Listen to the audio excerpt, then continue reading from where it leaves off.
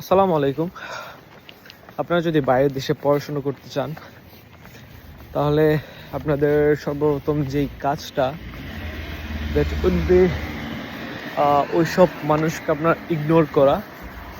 যারা ওইসব মানুষ বলতে বুঝাইলাম আপনার ফ্রেন্ড হইতে পারে, আপনার রিলেটিভস হইতে পারে, হ্যাঁ, অথবা আপনার ডিজায়ার ডেস্টিনেশনের নিয়ে কন্টেন্ট মেক করে এমন কেউ হতে পারে, হোয়াট এভার।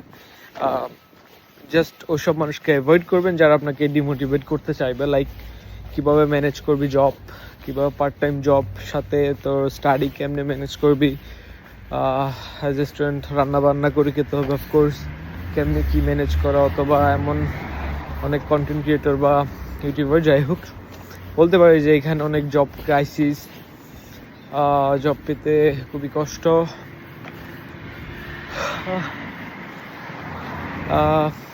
মেনলি তাদেরকে অ্যাভয়েড করবেন, বিকজ কেউ তো জানে না যে আপনার রিজিক কীভাবে কোথায় নির্ধারিত আছে, সবই আল্লাহ তাআলার কাছে। আল্লাহ তাআলাই রিজিকের মালিক। সো ওনাদেরকে অ্যাভয়েড করুন অ্যান্ড ট্রাই করুন আপনি আপনার প্রসেস নিয়ে এগোতে, যেভাবে করা লাগে ওভাবে জাস্ট আগানোর জন্য। দেন বাকিটা আল্লাহর উপর ছেড়ে দিবেন। বাকিটা না, সবগুলো আসলে আল্লাহর উপর ছেড়ে দেওয়াই বেস্ট।